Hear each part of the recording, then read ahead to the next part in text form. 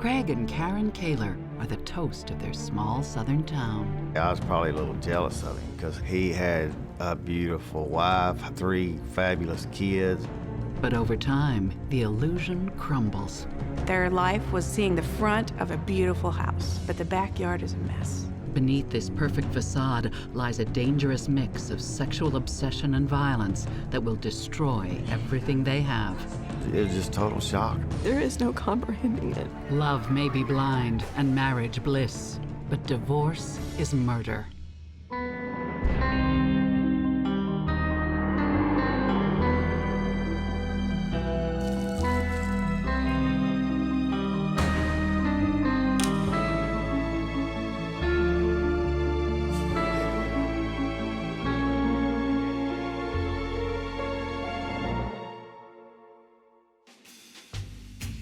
In 1983, Craig Kaylor is in his junior year of engineering at Kansas State University when he meets beautiful first-year student Karen Lee Hetrick. Karen's younger sister, Lynn Denton, remembers the young couple falling madly in love. Their relationship grew and blossomed while she was at school. He came to our house to visit the family, and was excited to see them, and big sister coming home and woo, has a boyfriend, and I just remember her happy. Craig is at the top of his class. He was so smart. He is just super smart and successful in his field, excelled in everything academic. When Craig graduates, he's offered an engineering job in Colorado. After dating for a year and a half, Karen leaves school and marries Craig. The couple move to Colorado to pursue Craig's career. They seem happy and even give birth to their first child, a little girl they name Emily. Their marriage appears flawless. Shortly after the move, Karen's mother spends a weekend with them and notices some unsettling behavior from Karen. My mother had made the comment that she would hop up and serve him whenever he would suggest. My mother had mentioned that she thought it could be problematic, that it could be an issue. Despite early concerns, in the years that follow, Craig and Karen seem happy and welcome 2 more children into the family, their daughter Lauren and son Sean. In 1999, 17 years into their marriage, an opportunity comes that Craig cannot pass up. He's offered the prestigious position of Director of Utilities in the conservative town of Weatherford, Texas. The Kaylors lose no time in making Weatherford their new home. Karen heads up numerous community-related organizations, including the local Mom Group. Karen's good friend Leslie Edwards describes Karen as a key member of Weatherford society. She was really great at organizing, and in the community she was big. I mean, she was just a way of pulling people together.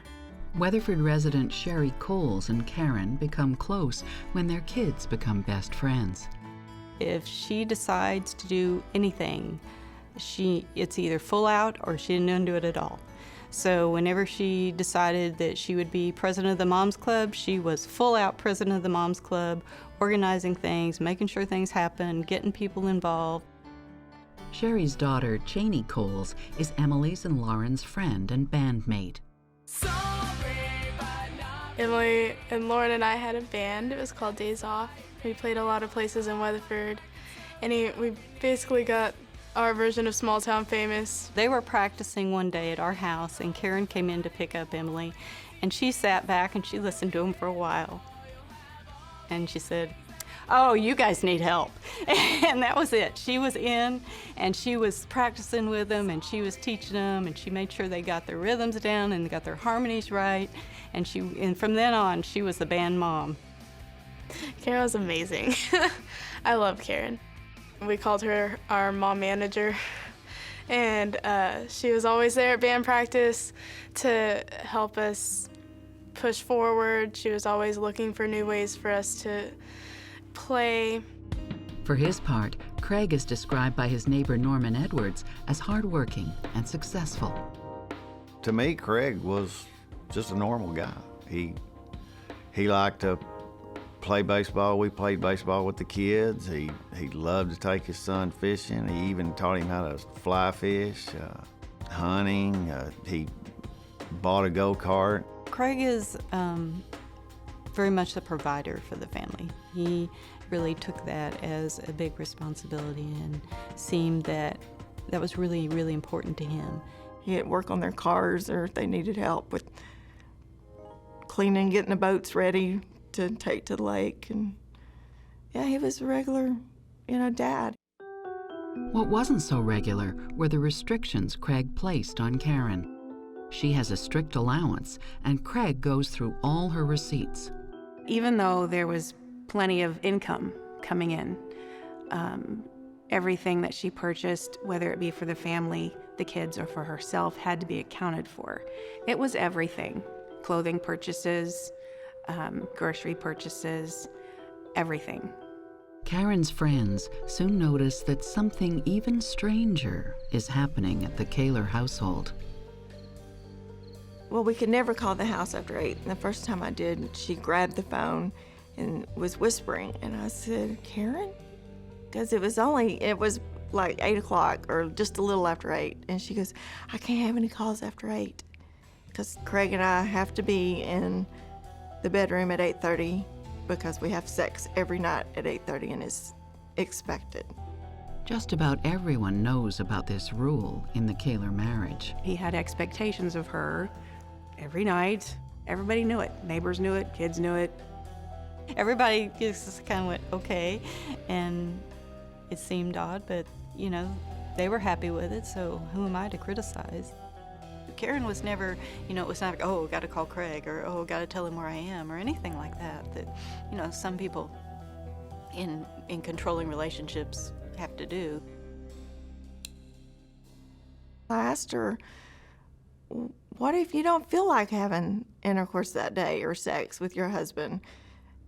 And she says, well, I've learned a long time ago that it makes my life a lot easier to do it. I said, well, what if you feel bad? What if you're sick? She goes, I better be on my deathbed. Forensic psychologist Brian Russell and psychotherapist Stacy Kaiser believe that the Kaylors have created a set of unrealistic expectations for their marriage. I think that people often start out in relationships and marriages doing things that are simply unsustainable for the long haul. Karen and Craig had very traditional, stereotypical roles initially, where Karen really deferred to him, his needs, his wants, his rules, and that worked for her at the beginning. But eventually, if that's not really who she is, a completely passive person, then something's gotta give. Their perfect life is closing in on Karen, and she starts to look for a way out. Sonny was an escape. She was an escape from the family stress. She was a safe place.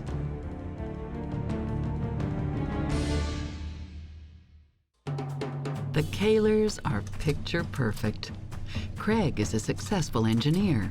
Karen is busy running a mom's group and the kids' neighborhood band.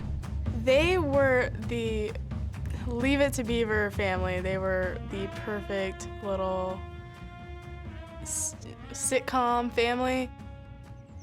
They had the perfect house. They lived in the new addition. He had the perfect job.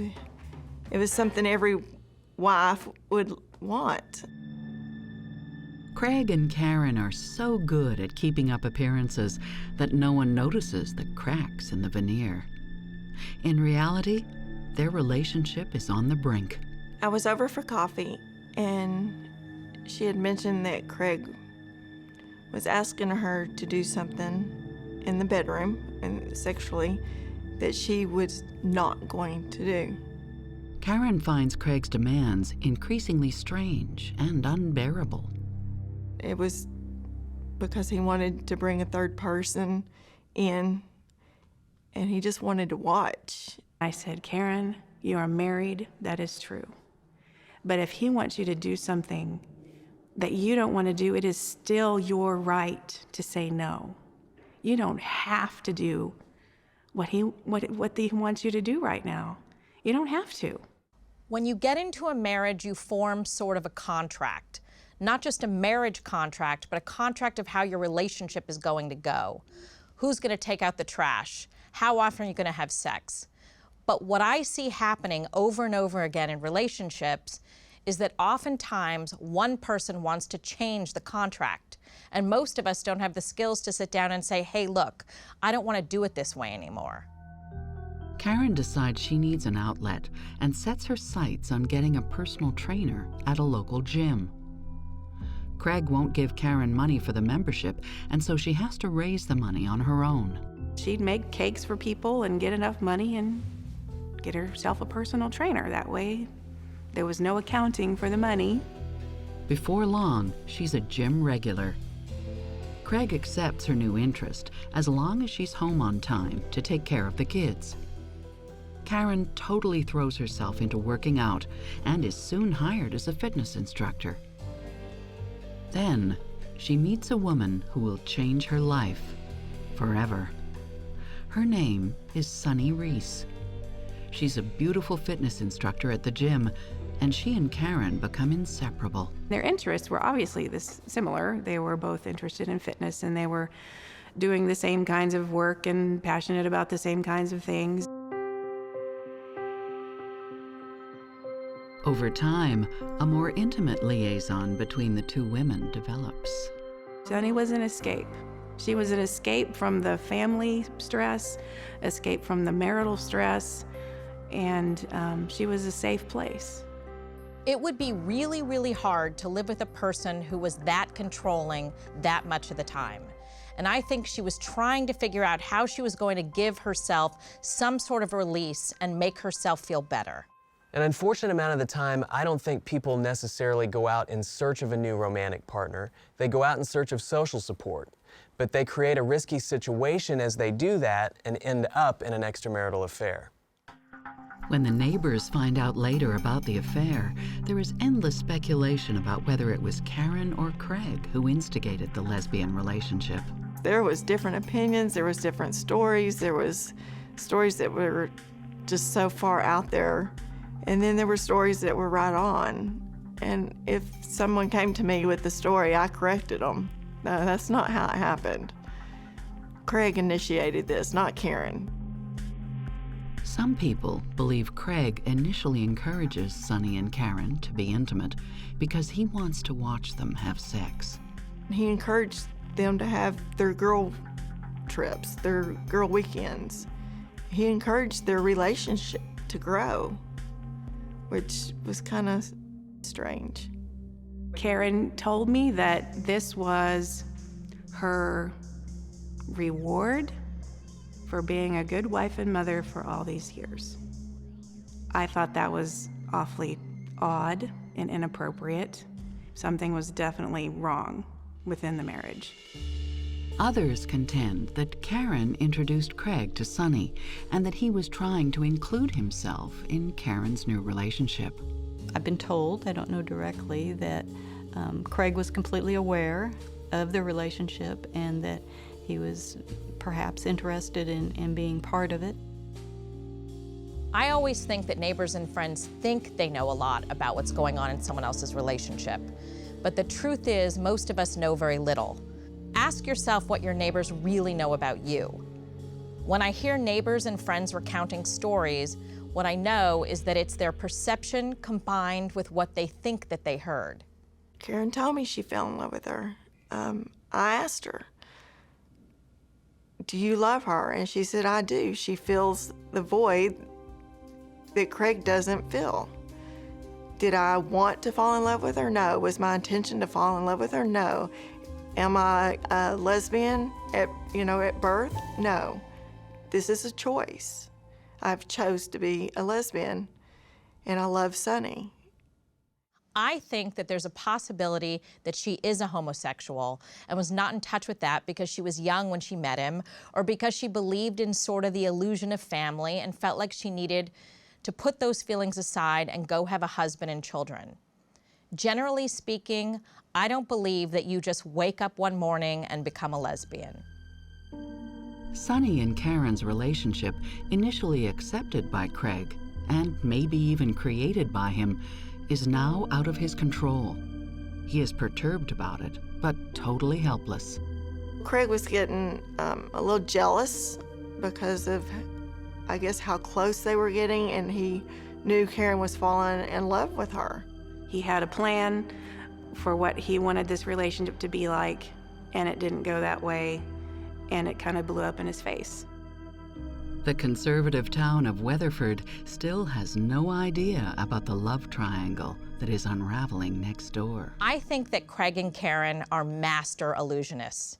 Despite the tensions that they have going on at home, they're able to present this front of perfection and happiness to the point that all of their friends and neighbors think that they're literally the perfect family that everyone would want to be.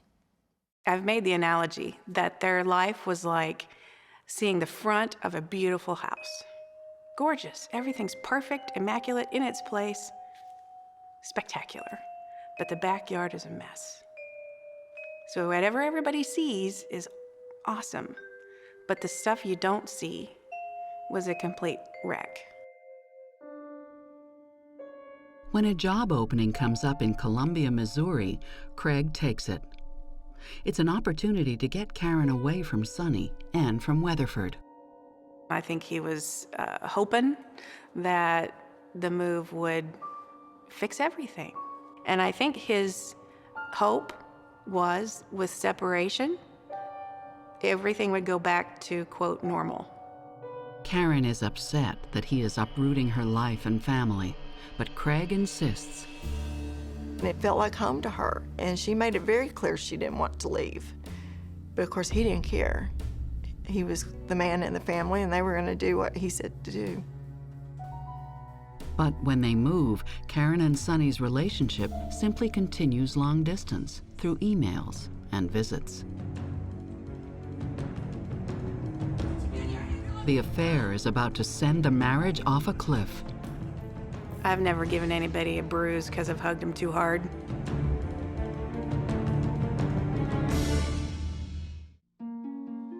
Despite the turmoil caused by the affair, Karen and Craig still maintain the facade of a happy couple and charm their new neighbors in Columbia, Missouri.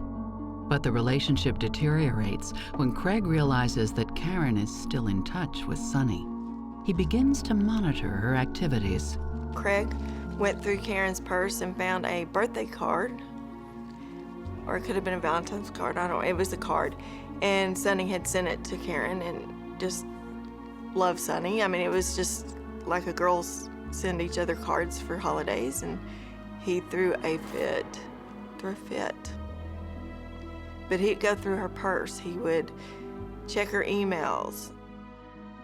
The marriage comes to a head on December 31st, 2008, when Craig and Karen return to Weatherford, Texas for a New Year's Eve party.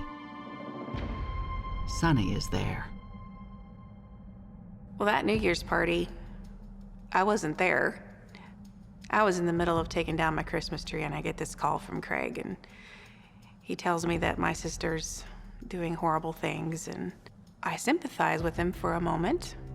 The gist I get is that there was drinking going on, and that Karen and Sonny were holding hands, and Craig didn't like that and thought that their behavior towards one another was inappropriate and embarrassing to him. They were holding hands and touching each other and flirting, you know, just flirting, and it was obvious. And, you know, when alcohol's in play, you let your guard down a little bit, and so Craig just felt the need to announce to everybody that Karen had been having an affair with Sonny. I think that she had reached her tipping point. I think she had decided that she didn't care anymore. She wanted to be free. She wanted to do what she wanted to do, and she didn't care who was watching. Craig realizes the image of his perfect marriage is now shattered. What up to now has been a carefully kept secret between the three is made painfully public.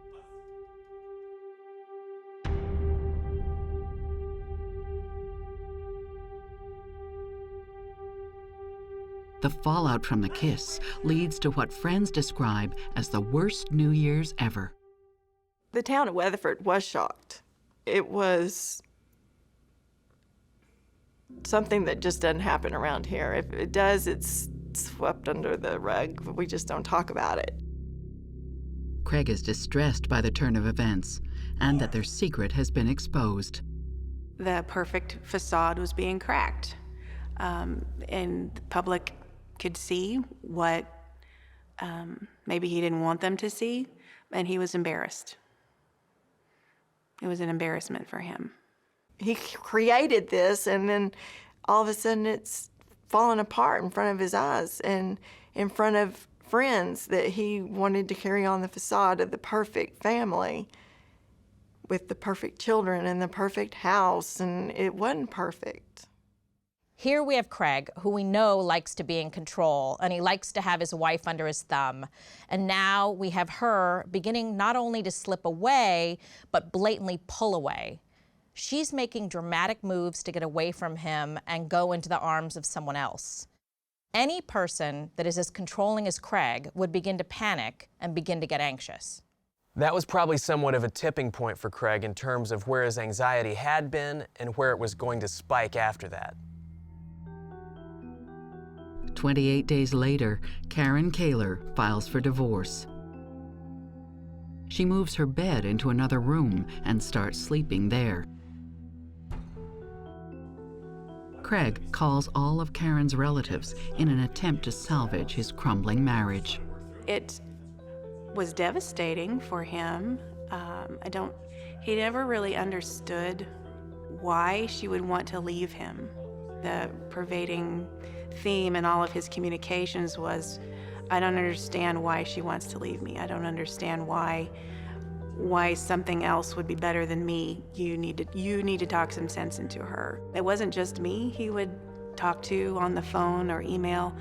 He called everyone in my family. He emailed everybody, friends of Karen's. Just a huge campaign, I would say, of trying to get Karen's circle of family and friends to say, hey, you need to go back to Craig. It was going pretty quick. It had gone from seemingly comfortable, happy family to moving out, getting a divorce in 6-8 months. By March 2009, the couple is in the throes of a nasty divorce, and everything is in dispute: money, the house, and child support. He was not cooperating. There were different dates that certain things were to have happened by, like he needed to have a lawyer by a certain date, and he just didn't. Craig was very worried about Karen wanting all the money and worried about his savings program and worried about what they had in their savings account, and he just did not want to share anything with her or the children. Craig's state of mind darkens. He's obsessed with Karen, and he is tracking her every move. Well, he had all this equipment from overseas came in, and I think at one time he may have even put like hidden cameras in the house. He started breaking into her email accounts and looking and accusing her of having relationships with other women in Missouri. Spent his time at work searching the internet for ways to break into their computers. He knew every word they wrote to each other. She changed her email address several times.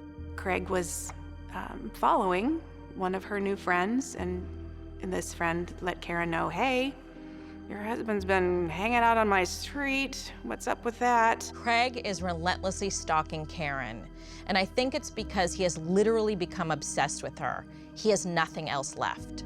The worst things about obsessions are that they feed on themselves. So once you begin thinking about it, it makes you think about it more and more and more. And it's literally like an elevator rising higher and higher and higher to the point where the person feels like they literally lose control of their own emotions. Get your hands off me, stop it! Listen to me, Karen. We're gonna deal with this on our own. On March 16, 2009, Craig and Karen have a fight in the house. Karen calls the cops, and Craig is arrested on suspicion of third-degree assault charges. Craig claims that he hugged his wife. Karen claims that he assaulted her. Whether it was a hug, whether it was a missed whatever, I've never given anybody a bruise because I've hugged them too hard. It's one of those, as domestic violence happens behind their home doors. So my word, your word, his word, hers word. I always say that there are three sides to every story. There's his side, her side, and the truth. And I don't know if we'll ever really know what took place. What I can say is this: things are definitely escalating to unusual points in this relationship. When Karen moves out and rents a small house in Columbia, Craig falls apart. She said, something's going on at Grandma's house. Something bad. I said, okay.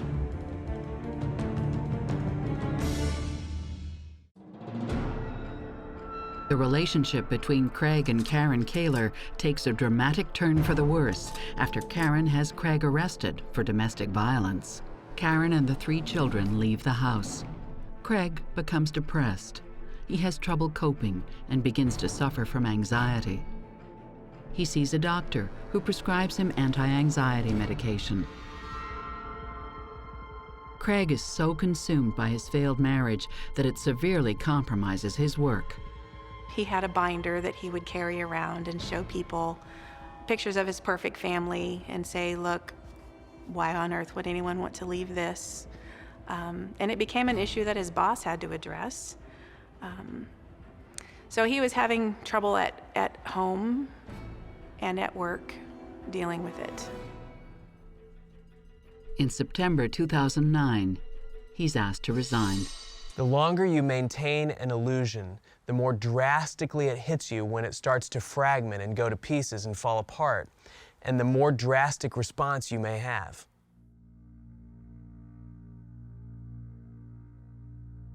Losing everything, his wife, his family, and his job, Craig, at the age of 48, moves back in with his parents. It was his whole life that he had built. He had worked so hard for so long to have was crashing down, and he was having trouble. He had a vision of what his family should be, and it was crumbling. He was so proud of being the perfect husband, and then Karen leaves him for another woman. That's a total slap in the face for a man, you know. Once he realized that she was not coming back in his life, then his pride was hurting him so much that it was turning to anger and hatred, and then all kinds of feelings started coming out in him. Craig loses interest in seeing his daughters and chooses to only spend time with his son. He called Emily Little Karen. It was like he had this rage that he could no longer distinguish between Karen and Emily. It seemed like after they moved, it was a wholly different person, really. They would call or text and he wouldn't respond. It seemed to them that he wanted nothing to do with them, the girls. This is a perfect illustration of where narcissistic injury turns into narcissistic collapse, where somebody has become more interested in the maintenance of a facade than of actually being the person behind the facade. He's now been humiliated. He's trying to figure out what he's going to do to make himself feel like he either has control over her or control over the situation. On Thanksgiving weekend 2009, Lynn invites Karen to join her for the holiday in Derby, Kansas. I Facebooked her and I said, Thanksgiving dinner's at noon. How many plates shall I set? And she said she had her and the girls and Sonny, so add that many plates and we'll see you then. So I I had a whole house full of people, and we had a really excellent time. Karen's son, Sean, meanwhile, is spending Thanksgiving with Craig.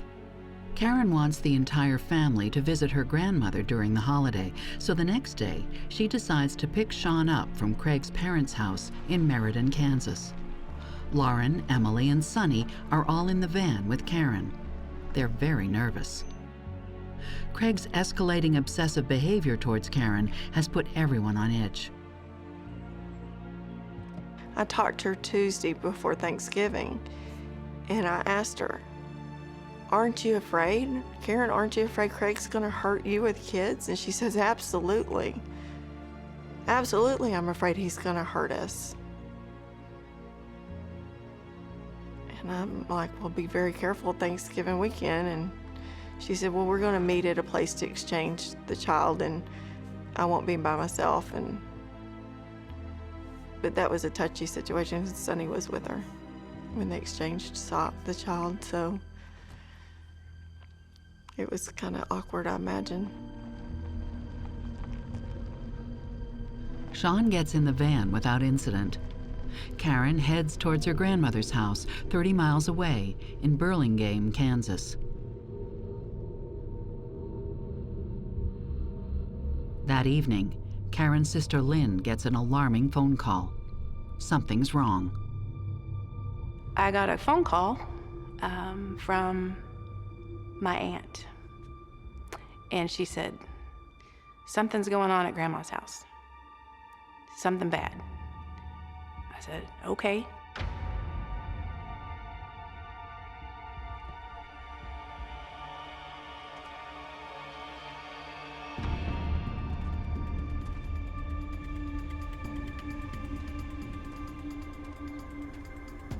That Saturday evening, November 28, 2009, at around 6 p.m., Craig drives to Karen's grandmother's house.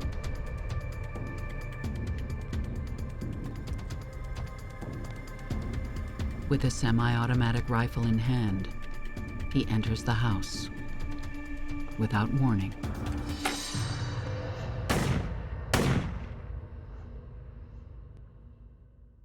We knew about Grandma and Karen and one girl. There was no report of a second girl going to the hospital because she was already dead. They didn't take her to the hospital. She was just on the floor. But I called their cell phones because I didn't know which girl it was, because I thought the other one maybe got away.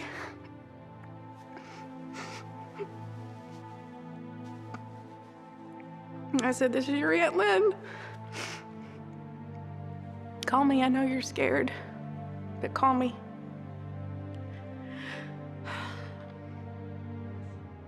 Now I was thinking about my nephew and where was he? And I called the Kaylor house. I said, "Where is my nephew?" And they couldn't figure out why I was calling and why I was looking for him. And I told him at that point, I said, "Your son shot my sister."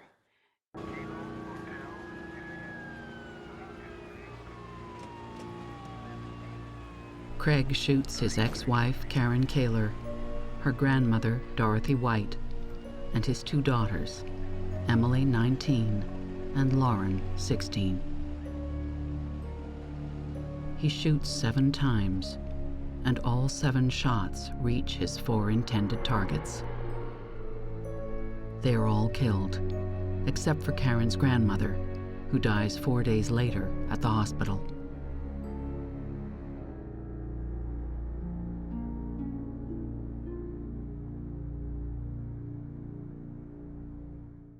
After a frantic search, their son Sean is finally found at a neighbor's house.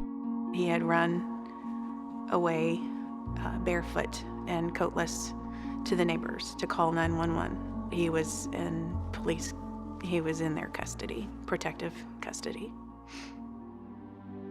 Even more frightening, Craig has disappeared, and nobody knows what he'll do next. He was pretty mad at me. He was pretty mad at Sonny. We didn't know if he was going on to do some more harm.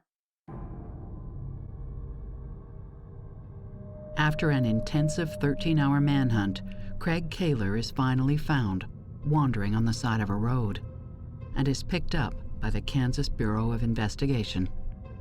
Journalist Sangeeta Shastri covers the Kaylor story. Kaylor was a bit disoriented and had scratches on his hands and was a bit dirty. And the deputy asked Kaylor what he was doing, if he was all right, and Kaylor told him, "I'm the man you're looking for." When the police detective asked him questions about the night before, he told the detective, "I can't believe how fast you can lose everything." Family, friends, and neighbors are devastated.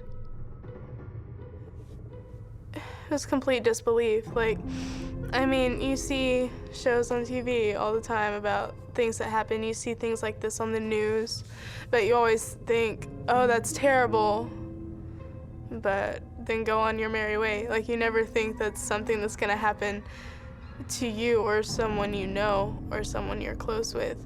I thought I knew Craig very well, and I thought he was a loving husband and father, and really, I thought he was the perfect man, and it was just total shock. I can't understand it. There's just no way to understand it. It doesn't make any sense. Because he's so logical and so rational. I don't know. I can't understand it. My dad knew that Craig hunted and was a good shot and had a gun collection. And my dad more than once told me, he said, "You know what? He's gonna hurt those girls. He is gonna hurt them." I said, no, he's too smart for that. He's too smart to do that. I was just sure that he would make a better decision than that. And my dad was right. No one knows what Craig will do next. The first week of December, I received a phone call, and it was Craig on the other end of that phone. He called my home from jail. He did sound very normal, and it took all I had not to blast him verbally, but I didn't really quite know what to say. He sounded like himself, and he asked if I was still working, and he thanked me for taking care of his son, and that's basically all he had to say. Craig was an illusionist. He liked to create an image that was positive, make it look like everything was okay. He would get them on the phone and act like nothing had happened and try to make small talk. It was his way of trying to bring back some of the image and illusion that he had once created. Or the psychopathic interpretation would be that he was trying to create witnesses who could say, "He called me afterwards and he seemed completely normal. He must have gone crazy a few minutes before when he did it." Did Craig really go insane, or was this premeditated murder?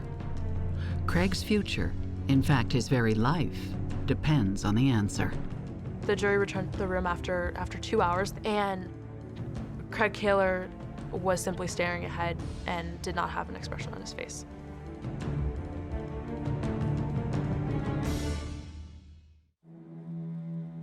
On November 28, 2009, Craig Kaylor shoots and kills his wife Karen, her grandmother Dorothy White, and their 2 daughters, Emily and Lauren. He's later arrested and charged with premeditated murder. It was the why of Kaylor's actions. Why had he done what he had done? Why had he committed the crime? The small town of Burlingame, Kansas, is gearing up for their largest court case ever. The murders have stunned the tiny, close-knit community. I got a sense of deep sadness and confusion as to what had happened and why it had happened. In December 2010, Craig Kaylor has his preliminary trial. He enters a plea of insanity, his only defense against the capital punishment charge. Whether or not he carried out the crime is not in question. The question is, was he insane when he did it? Friends and family notice Craig's unusual behavior during the trial. Given the opportunity to speak to me, Craig would. Just silly things he would say. It sure is a beautiful sunny day. I don't know if he was trying to use it as a double meaning, using Sonny's name in a comment to me, or I don't know. It was awful. As he walked by, he did speak to my husband, asked him how he was doing, which was odd. It was strange to me to see him, you know, I would think that he would just sit over there with his head down and, you know, just kind of go through the motions of the sentencing, but he was just, even the remarks he'd make to his ex-sister-in-law and things like that, he just really acted like nothing had happened. Everyone has an opinion about Craig's plea of insanity. I think he was very calculated. I don't think he's lost it. He's just, the facade of the perfect family is gone, so he doesn't have to pretend anymore. So, he is not pretending. This is who he is. And it was probably always there. His eyes had always been cold. I didn't know him that well, other than my friend's husband, and I trusted him with my kids, but it was calculated. He knew what he was going to do, and he did it. Well, something obviously had to happen because a man doesn't kill his kids. I mean, was he out of his mind? Well, I'd say technically yes, because you don't kill, period. You don't kill people, and you don't kill your ex-wife, or and you certainly don't kill your kids. So yeah, I guess technically he was crazy, because no sane person would do that. Can the defense prove that Craig had gone insane and save him from death row?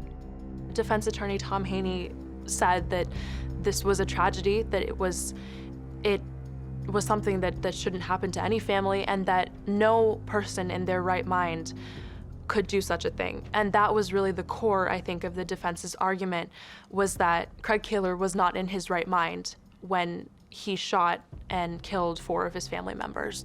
They claim that Karen's lesbian affair pushed him to his breaking point. The defense was, I think, trying to paint a picture of Sonny Reese as a homewrecker. They were trying to paint her as someone who was introduced to the Kaylors and who met Karen Kaylor, and then caused a rift in Karen and Craig Kaylor's marriage. The defense cites the breakup of his marriage and the loss of his job as causing severe depression, which was left untreated. They point out that officers found a full bottle of antidepressant pills in Craig's car, prescribed a couple of months prior to the crime. They found a bottle of clonazepam pills, which I believe are anti-anxiety medication. There were 30 pills and he hadn't taken any of them, and they'd been prescribed to him earlier, and so they were found in his vehicle. The defense also argues the fact that he did not attempt to cover up the crime as a clear indicator that it was not premeditated. The defense attorney, Tom Haney, argues that everyone has a different breaking point. Tom Haney pulled out a pencil and he snapped it in half to show the extent to which Craig Kaylor had lost control over his mental and emotional stability. In this case, his mental state was the best argument they had, and he certainly had enough in his history to make most jurors probably sit back and take a deep breath and think about how they might have reacted had their spouse engaged in the same actions that Karen had engaged in, and had their lives fallen apart the way that his did. Craig's best piece of evidence of his insanity is also one of the most frightening things about this case, and it's the fact that he killed his own children. There are jurors out there who do believe that no sane parent could pull the trigger and shoot his own children. It's uncertain whether the defense's argument that he snapped will be enough to save Craig from death row. In order to be criminally insane, a person has to have had no conscious awareness of what is happening in that moment. They aren't aware of driving up to the house, they aren't aware of grabbing the gun, and they aren't aware of shooting. The prosecution counters that the defendant knew exactly what he was doing. They describe Craig as a hunter, consciously planning to use the weapons in the house for a singular purpose: to eliminate his problems. The prosecution points to other clear and damaging evidence of Craig's planning. There was a lot of equipment in the car, in his Explorer. They found camping equipment, among other things. They found trail mix, there were maps in the car, they found a suitcase with money, and so the prosecuting attorneys used this as a sign that Craig Kaylor had planned out what he was going to do after he committed this crime, and that he had planned the crime itself.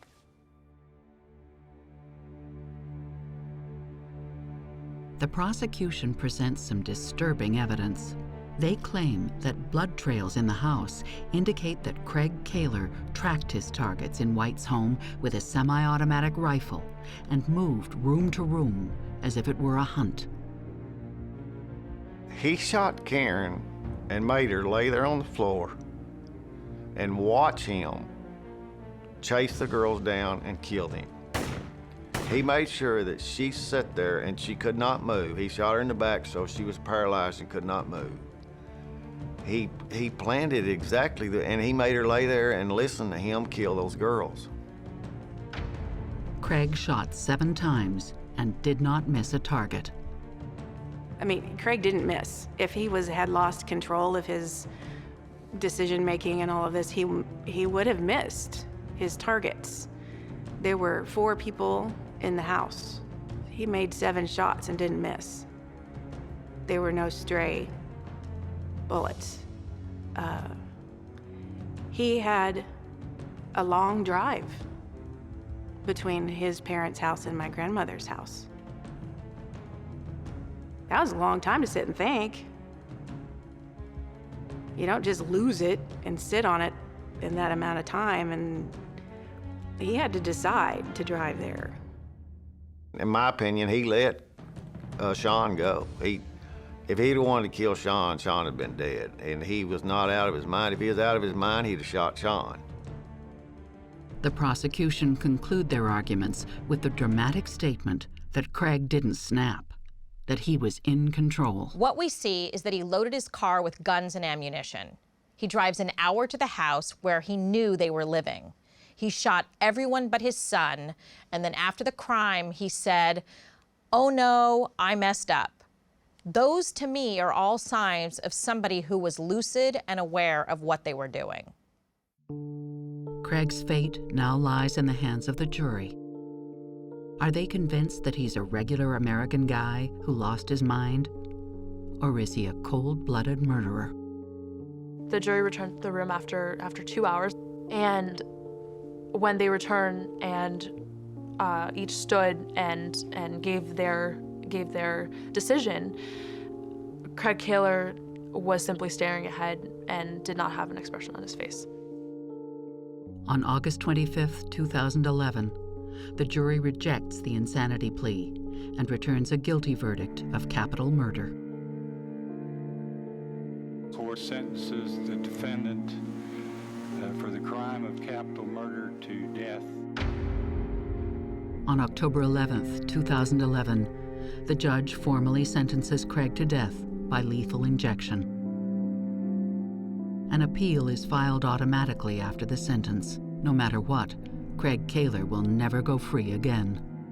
His son, Sean, remains in the care of his grandparents. The most frightening part of this case is you can have a man who is hardworking, seemingly connected to his family and his community, deteriorate to the point where he is taking a gun to his own children.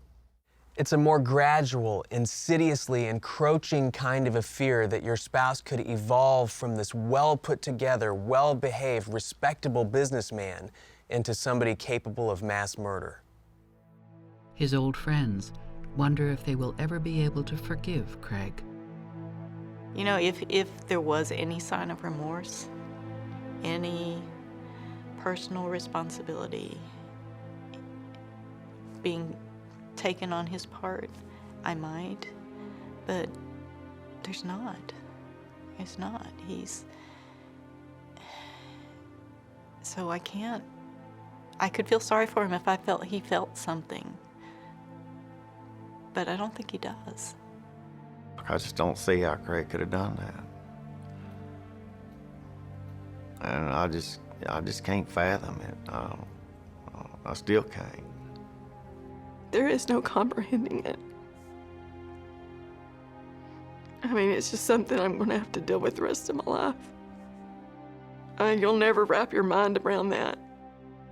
I was trying to think of a way to honor my sister.